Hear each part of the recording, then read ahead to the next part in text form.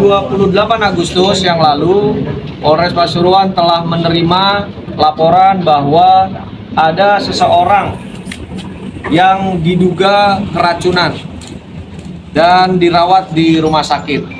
Setelah dilakukan pendalaman lebih lanjut dengan mendatangi korban, pada saat hari pertama korban tidak dapat berkomunikasi dengan penyidik karena kondisinya dalam keadaan lemah.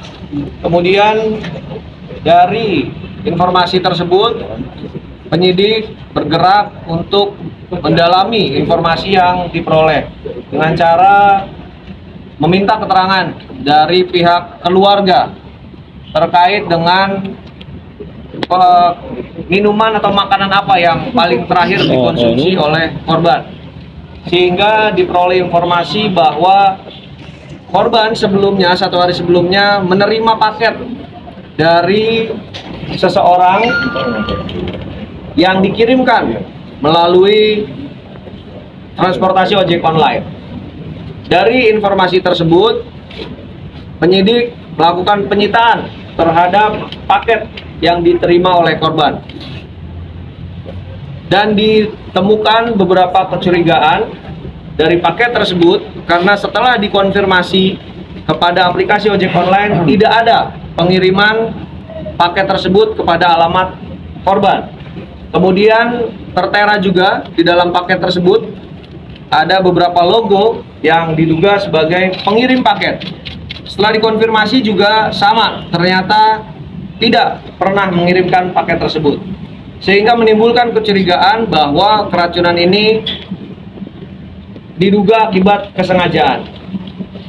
Kemudian penyidik bergerak ke TKP untuk mencari bukti pendukung lainnya, dan diperolehlah sebuah gambar CCTV yang menggambarkan proses terjadinya pengiriman paket tersebut. Ada 2 orang dengan menggunakan sepeda motor dan menggunakan jaket. Dari gambar tersebut, penyidik berusaha untuk mencari informasi lebih dalam, dan diperoleh informasi bahwa ada keterkaitan antara gambar yang diperoleh dengan informasi-informasi yang didapat dari para saksi. Setelah kurang lebih 3 minggu korban dirawat di rumah sakit, mengalami perbaikan kondisi, dan korban bisa diajak berkomunikasi. Dari komunikasi dengan korban dan diperlihatkan, ditunjukkan CCTV yang diperoleh oleh penyidik, maka mengarah kepada seseorang yang diduga kuat sebagai pelaku pengantar paket tersebut.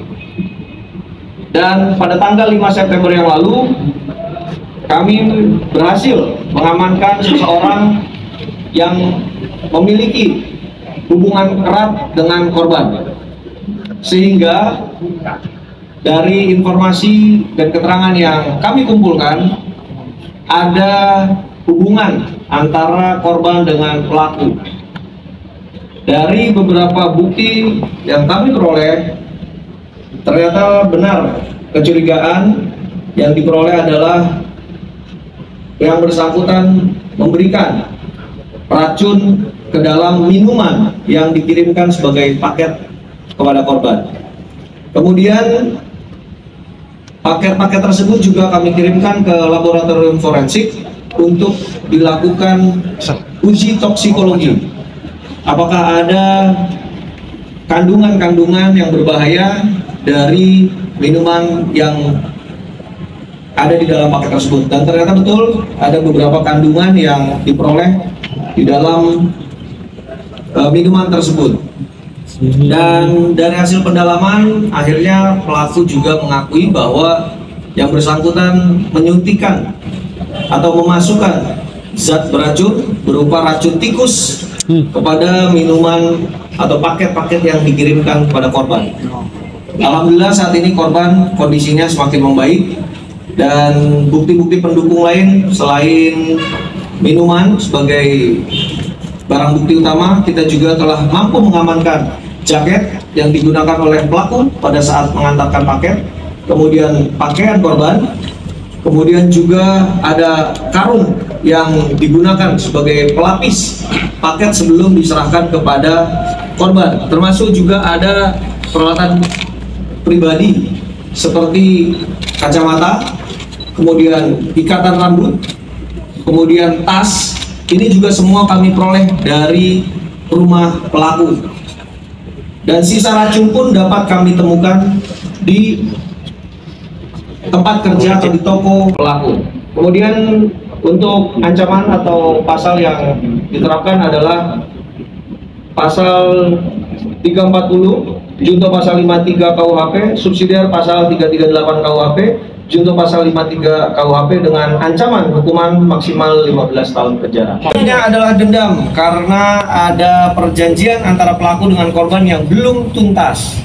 Jadi pelaku pernah meminta bantuan kepada korban untuk mengurus sesuatu dan sudah memberikan sejumlah uang, dan korban menjanjikan akan mengurus. Namun sampai dengan hari ini janji tersebut belum tuntas, sehingga pelaku merasa dendam akibat perbuatan korban, dan pelaku juga merasa malu karena pelaku mengumpulkan uang itu dari beberapa orang yang dikenal, dan merasa malu karena janjinya belum bisa diwujudkan atau belum bisa dilaksanakan.